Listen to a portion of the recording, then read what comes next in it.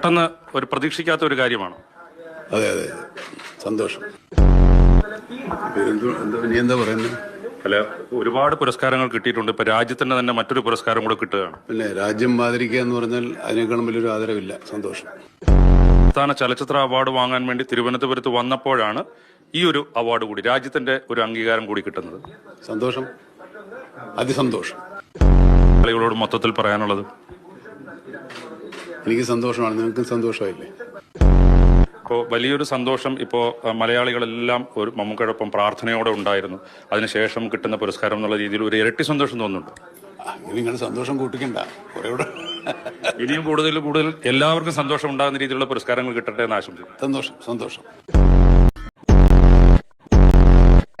മറ്റേ ബോക്സിംഗ് റിംഗിൽ ഇടിക്കാൻ വേണ്ടിയിട്ട് ആൾക്കാരെ വിളിച്ചിട്ട് മറ്റേ ഇത് ചെയ്യാൻ വേണ്ടിയിട്ടുള്ള എടുത്തു വെച്ച സംഭവം അല്ലായിരുന്നു. 4 പേരെ വിളിച്ച് അപ്പുറവും ഇപ്പുറവും ഇരുത്തി നാട്ടുകാരെ അപരാധിച്ചിട്ട് കിട്ടിയതല്ലേ ഇതെനിക്ക്.